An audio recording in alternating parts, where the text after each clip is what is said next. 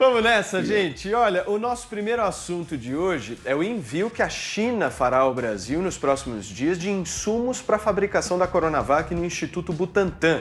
Pelas redes sociais, o presidente Jair Bolsonaro anunciou a exportação e agradeceu a sensibilidade do governo chinês. Todos os detalhes a gente confere agora na reportagem da Luciana Verdolim. Olha, a Embaixada da China aqui no Brasil informou ontem ao presidente Jair Bolsonaro que já foi aprovada pelo governo daquele país a exportação de 5.400 litros de insumos para a vacina Coronavac, que está sendo fabricada pelo Instituto Butantan, lá em São Paulo.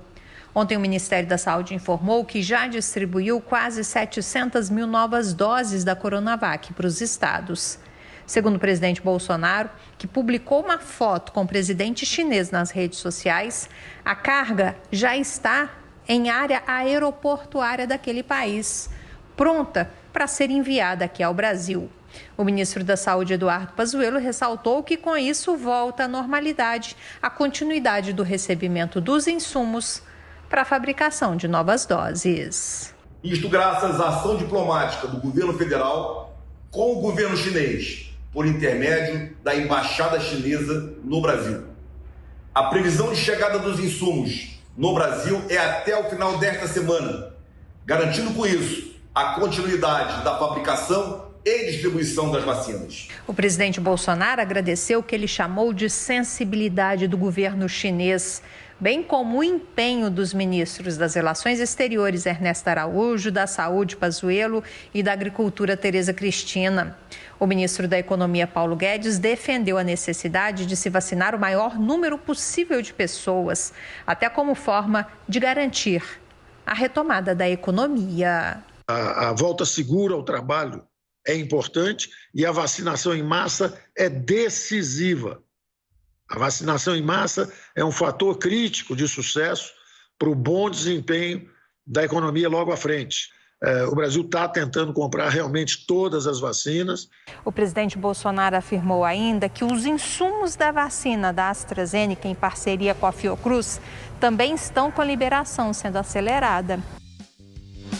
Muito bem, vamos nessa então discutir essa questão aí da vacina, mas antes da gente abrir para os comentários, eu queria perguntar para o nosso Vinícius Moura, o governador João Dória desmentiu o presidente Jair Bolsonaro sobre a chegada dos insumos, né? É isso, Paulo, o Dória foi ao Twitter ontem falar que o Bolsonaro não é o pai da criança, né? Que o pai da criança é ele que negociou desde o começo aí junto com o Instituto Butantan a chegada não só da vacina, da Coronavac, mas também a chegada desses insumos chineses, né? Então a gente já está com o tweet na tela aí do Dória, onde ele diz o seguinte, ó, abre aspas, não é verdade o que disse o presidente Bolsonaro em suas redes de que a importação de insumos da China foi uma realização do governo federal. Todo o processo de negociação com a China para a liberação de insumos para a vacina do Butantan foi realizado pelo Instituto e pelo governo de São Paulo. E aí depois ele continuou, né? Ele complementou também, Paulo, dizendo o seguinte, que essa negociação entre São Paulo e China é contínua e nunca foi interrompida, mesmo quando o governo federal, segundo Dória, através do presidente da República, anunciou publicamente em mais de uma ocasião que não iria adquirir a vacina por causa da origem chinesa.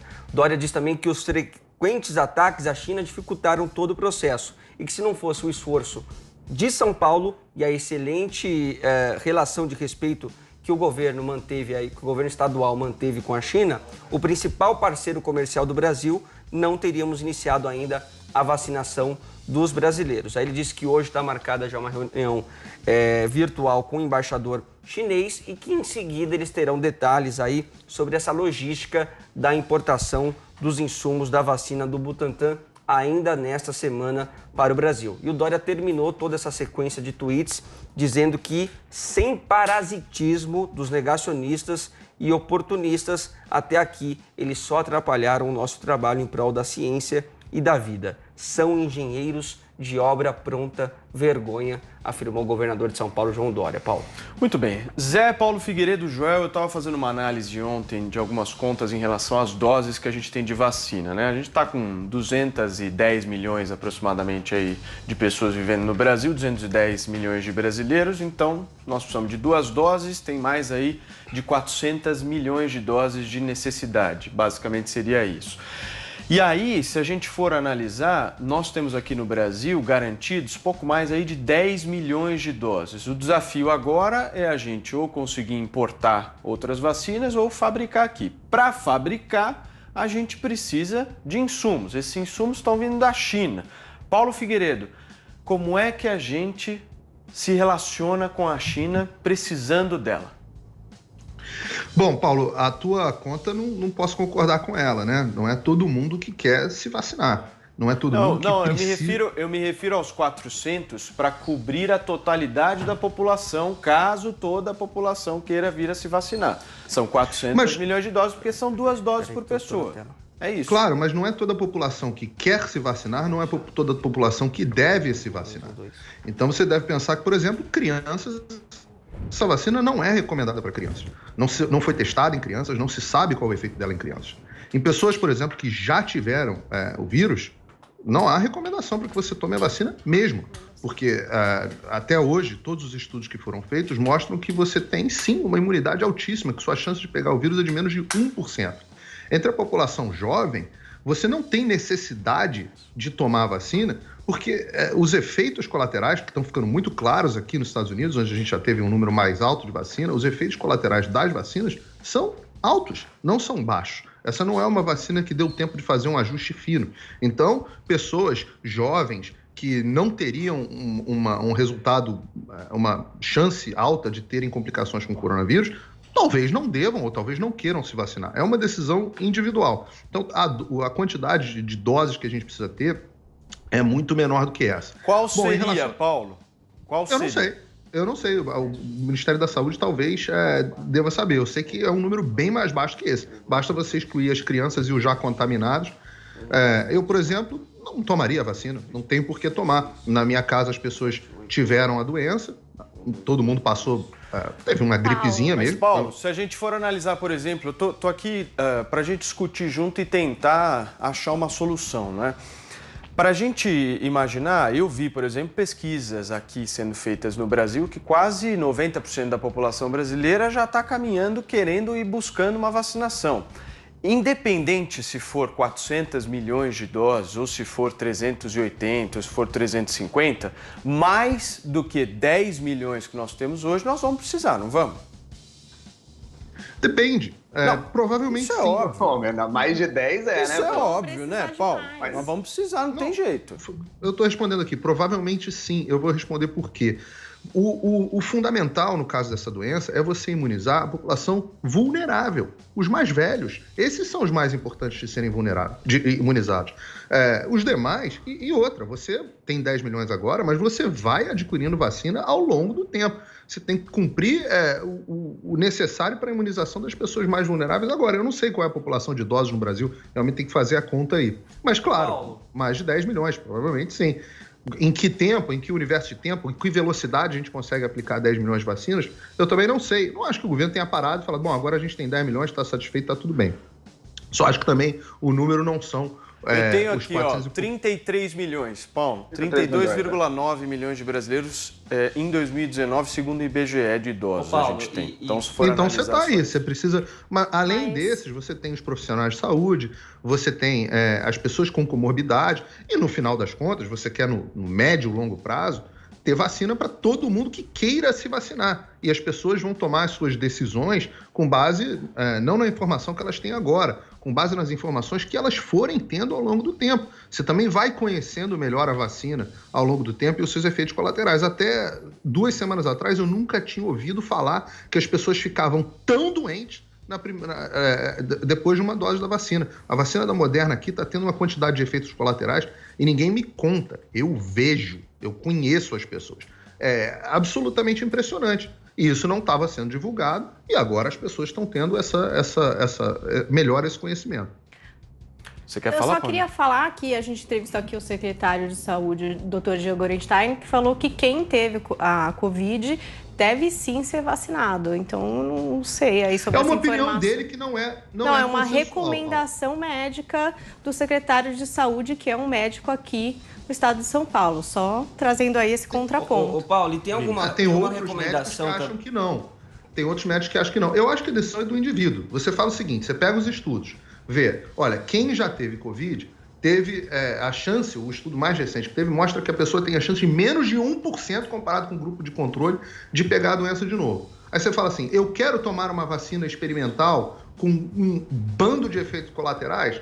Pode ser que você queira, pode ser que você não queira. Agora, a recomendação que você vai tomar não tem consenso na comunidade científica. Mas vamos... Peraí, João, peraí que o Vini pediu a palavra aqui. Um minuto já passa. Alguns especialistas também dizem que é importante essa vacinação em massa dos jovens também, justamente para proteger aqueles idosos e pessoas do grupo de risco que não podem se vacinar, porque muitas dessas pessoas também não podem se vacinar por algum motivo ou outro. Então essa vacinação de pessoas mais novas seria importante justamente para proteger essas outras pessoas também. Agora, Joel, falando de vacinação dos idosos, a gente tem um bom exemplo que é Israel, né? Inclusive eles soltaram ontem a informação em Israel que nós tivemos uma queda de 60% na internação de idosos após o processo de vacinação. Vai lá. Perfeito, Paulo. Israel está aí vacinou uma porcentagem já expressiva da sua população. Claro, né? Um país com uma população total similar à cidade de São Paulo. Então não é um outro tipo de desafio logístico. Mas mesmo assim também é um país que se preparou e que se programou desde lá atrás. Eles estavam negociando vacinação desde março de 2020, junto às empresas, quando ainda não estava nada claro, mas o governo já estava ali se preparando, tentando negociar doses e conseguiu. E agora está numa situação que está finalmente, é um país que pode dizer assim, com boas evidências de que superou a pior fase da pandemia e está conseguindo promover uma imunidade de rebanho na sua população graças à vacinação. O Brasil ainda não está lá. O Brasil está devagar, não é o único lugar do mundo que está devagar. A gente vê os países europeus também estão sendo, via de regra, um fiasco aí na vacinação. Lá a Agência Sanitária Europeia também demora para aprovar, as compras, a AstraZeneca está atrasando entregas ali na Europa, talvez atrase no Brasil também, é melhor a gente já se precaver com essa possibilidade. Então a gente está correndo atrás, assim como outros países. Ainda temos poucas, a gente tem cerca aí, no total, né, acho que a gente tem umas 13 milhões de doses, sendo que as 11 milhões da Coronavac são 2 doses, né? Então, o que é? 5 milhões mais 2, temos aí uns 7 milhões de pessoas que podem ser vacinadas com as doses que a gente tem disponível. Precisaremos de muito mais. O governo Bolsonaro estava contando os méritos aí de ter conseguido trazer os insumos da China. Olha, eu não duvido que o governo federal também tenha participado aí das negociações, né? Mas o Dimas Covas aqui de São Paulo já estava desde 6 dias atrás dizendo, olha, vai chegar esses 5.400 litros, vão chegar até o final de janeiro, ou seja, isso já era parte da negociação do Butantan e do estado de São Paulo com os chineses. Eu até acho que talvez o governo federal tenha mais entrado para desfazer um certo mal-estar que o próprio governo federal criou com a China ao longo do ano passado, né? E que gerou pressões, dizia-se que havia pressões dos chineses contra o Ernesto Araújo.